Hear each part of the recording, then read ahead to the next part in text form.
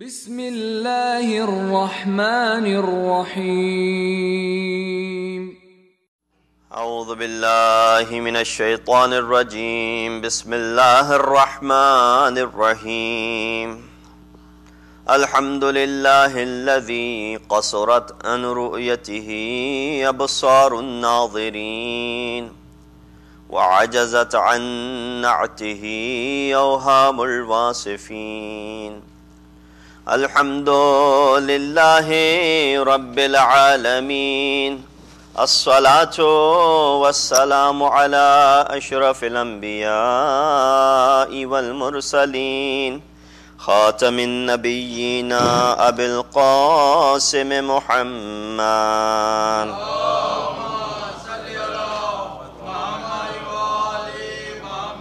وأهل بيته الطيبين الطاهرين المعصومين الذين أذهب الله عنهم الرجس وطهرهم تطهيرا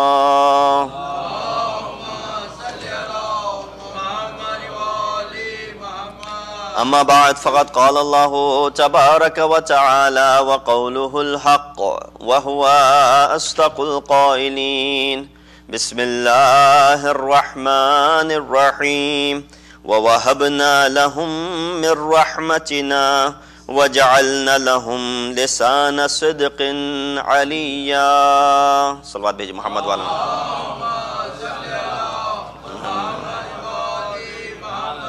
السلام عليكم ورحمة الله وبركاته. Whenever we come across any concept in our Islamic law or in Islamic doctrine, a lot of time people raise a question as to where do you find this in Quran? Is there any basis of what your claim is in Quran? Does Quran mention this? Does Quran talk about this? Or are there any references in the holy book of Allah subhanahu wa ta'ala?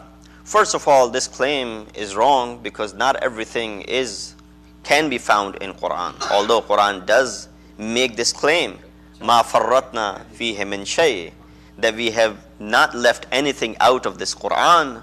And also Quran says wala ratbin wala yabisin illa fi kitabin mubin, that there's not a wet or dry that we have not mentioned in this book. But nonetheless, still it is very difficult for all of us with our limited knowledge to be able to extract every single thing from this book of Allah subhanahu wa ta'ala. Once again, this book is not a book of tafsil. This book is a book which is ijmali, which gives us the concepts in kulliyat generally, and then the details of it further is mentioned in the ahadith of Masumin alayhimu salatu wassalam. Similarly, I'll give you a couple of examples so that we can get right into the discussion. We see that the concept, the most important ibadah that we perform is salat. You go ahead and ask someone, where does it mention how to perform this salat? Yes, it mentions the timings of salat, maybe how many times you have to perform it, but it doesn't say anywhere in Quran how to perform the ruku, how to perform the sujood, what to recite in this and what not. None of those details are found in this Quran. Similarly, when we go ahead and look at the concept of Hajj, which is one of the very integral ibadat in Islam, what we see that is when Quran comes and speaks of it, speaks very generally about Hajj and does not go in the details. Rather, if you look at it in the Islamic laws, books of Islamic laws, they have dedicated a separate book all for Hajj because there were so many masail that could not have been put into this Tawdiyul Masail. So you find Manasik al-Hajj, which is a separate book independent on its own. So we see all of these things are there, but you do not find the details of them in Quran. So first of all, whenever someone makes this claim, where do you find this in Quran? Can you show this to me in Quran? That is a baseless claim because not everything you will not be able to prove everything through this Quran. You will definitely need the other sources, as Prophet has also mentioned in Hadith Thaqalain, and as our belief is that there are four sources. One is Quran, second is Hadith, third is Ijma, fourth is Aql, and through which we go ahead and derive all the laws that are there. But here, a lot of time people raise question as to what about those very important things? They must be in Quran. Yes, not everything is there. You claim that Ali ibn Abi Talib alayhi salatu wassalam is Imam of is Imam al-Muttaqeen, is Amir al-Mu'mineen. Why not Allah subhanahu wa ta'ala has mentioned the name of Ali ibn Abi Talib in Quran? The rebuttal is that there are 700 ayat in Quran which are talking about the fadail of Ali ibn Abi Talib.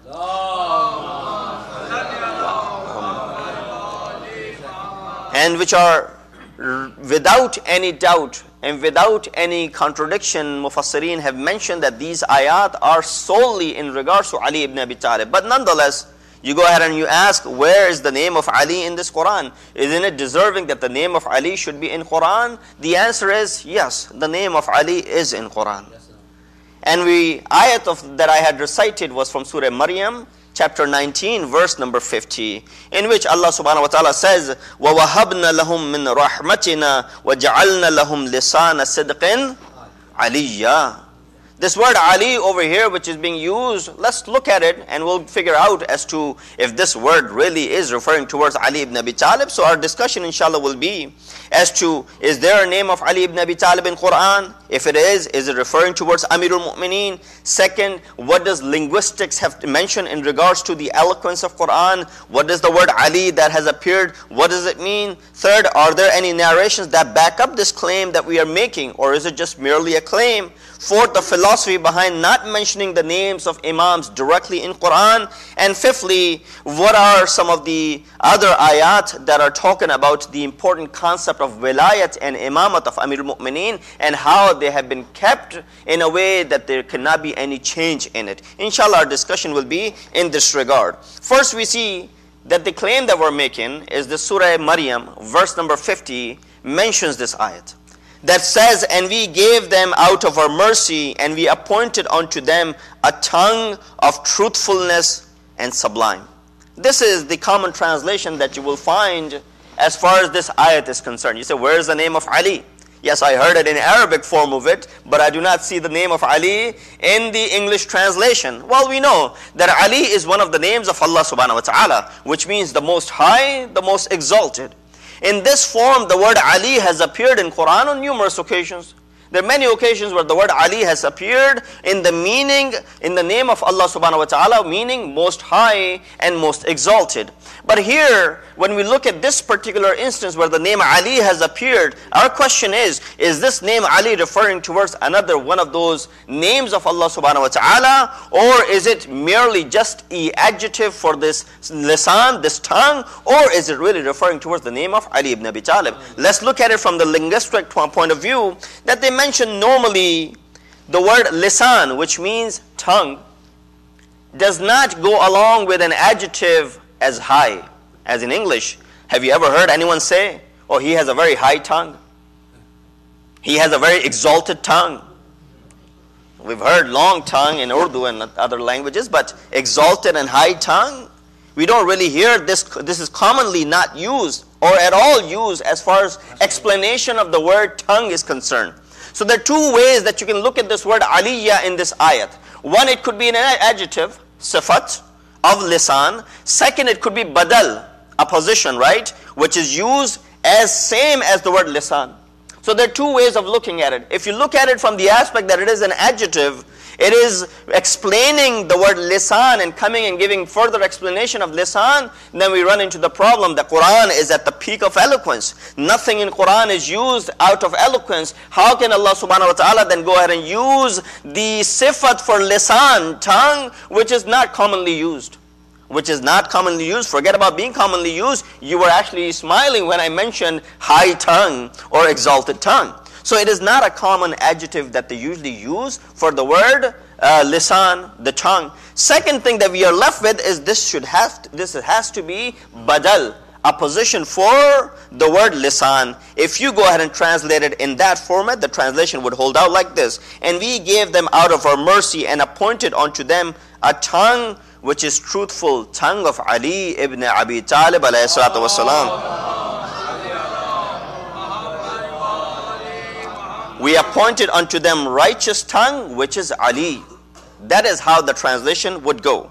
Secondly, Quran delivers this message very clearly. Do we have any proofs within Quran? Inshallah, before we go to the riwayat, do we have any proofs within Quran as to this claim that we are making in Surah Maryam, verse number 50? The word Aliyya is referring to Ali ibn Abi Talib. We see that Hazrat Ibrahim ﷺ in Surah Baqarah, verse number 129, is making this dua. He says, رَبَّنَا وَابْعَثْ فِيهِمْ رَسُولًا مِّنْهُمْ يَتْلُو عَلَيْهِمْ آيَاتِكَ وَيُعَلِّمُهُمُ الْكِتَابَ وَالْحِكْمَةِ. That, oh Allah, after Hazrat Ibrahim and Hazrat Ismail had built this Kaaba, they made this dua.